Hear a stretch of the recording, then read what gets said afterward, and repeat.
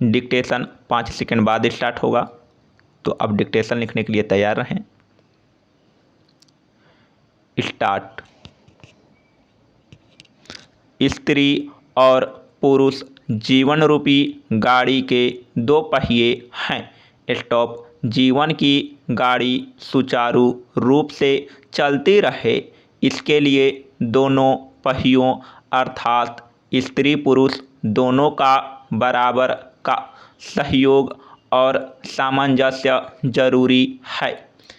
Stop. यदि इनमें एक भी छोटा या बड़ा हुआ तो गाड़ी सुचारू रूप से नहीं चल सकेगी। स्टॉप।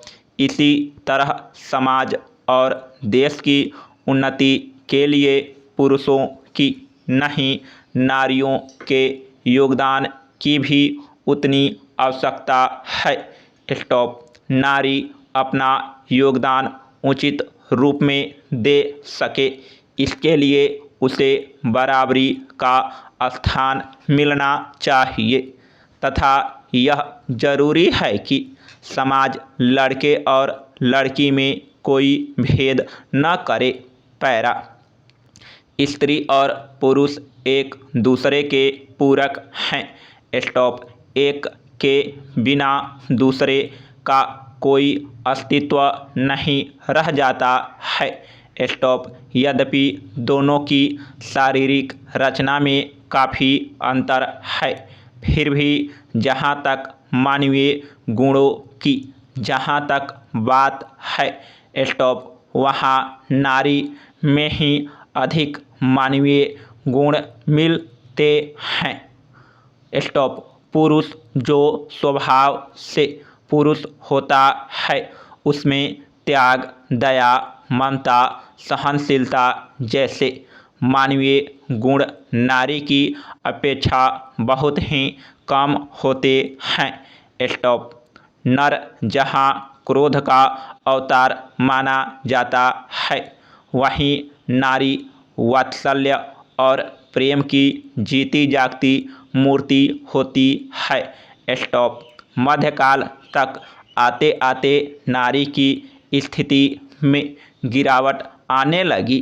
स्टॉप। मुसलमानों के आक्रमण के कारण नारी को चार दीवारी में कैद होना पड़ा। स्टॉप। मुगल काल में नारियों का सम्मान और भी छीन गया। स्टॉप। वह पर्दे में रहने को विवश कर दी गई। स्टॉप। इस काल में उसे पुरुषों की दासी बनने को विवश किया गया। स्टॉप। उसकी शिक्षा दीक्षा पर रोक लगाकर उसे चूल्हे चौके तक सीमित कर दिया गया। स्टॉप। पुरुषों की दासता और बच्चों का पालन पोषण यहीं नारी के हिस्से में रह गया।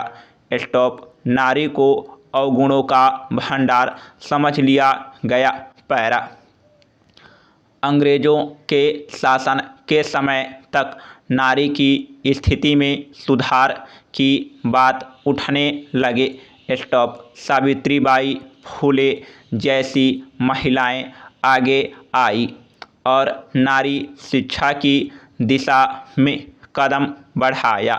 स्टॉप। इसी समय राजा राम मोहन राय, स्वामी दयानंद, महात्मा गांधी आदि ने सती प्रथा बंद करवाने।